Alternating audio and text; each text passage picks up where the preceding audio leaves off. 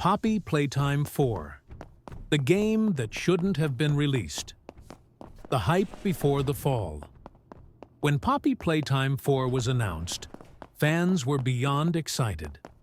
After the thrilling events of the previous games, players expected an even darker, scarier, and more polished experience.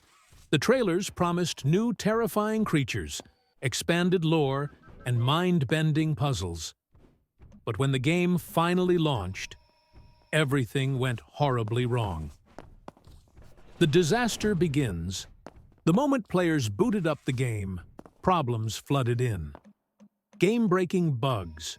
Players got stuck in walls, characters T-posed randomly, and scripted events refused to trigger. Some even reported falling through the map into an endless void.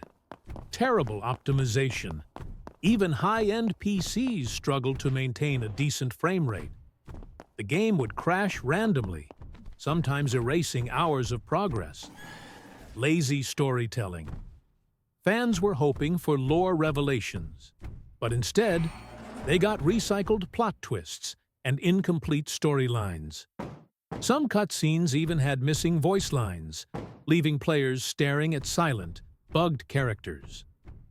The monsters were scarier than the game itself. The new creatures, hyped up as the scariest Poppy Playtime monsters ever, turned out to be disappointments. The Nightmare prototype, supposed to be the main villain, but its AI was so bad that it got stuck indoors and sometimes ignored the player completely. Instead of being terrifying, it became a joke in the community. Smiley the puppet, marketed as a terrifying toy with unpredictable movement. But thanks to broken animations, it would often just stand still, doing nothing. Players even discovered a glitch where Smiley would dance instead of chase them.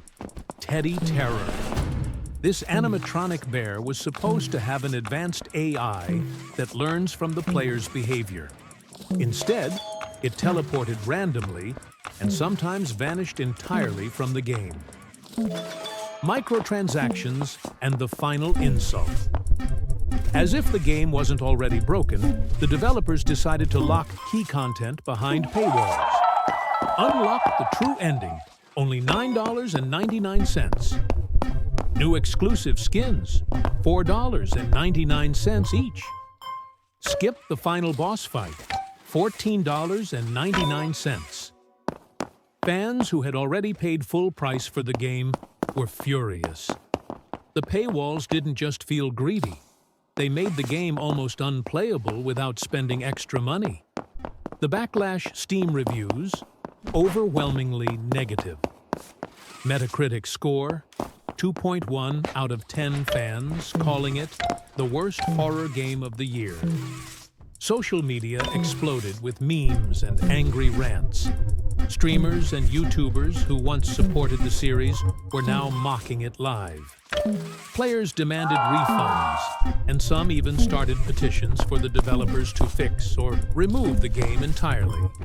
The developers' response, or lack of one. The worst part, the developers stayed silent.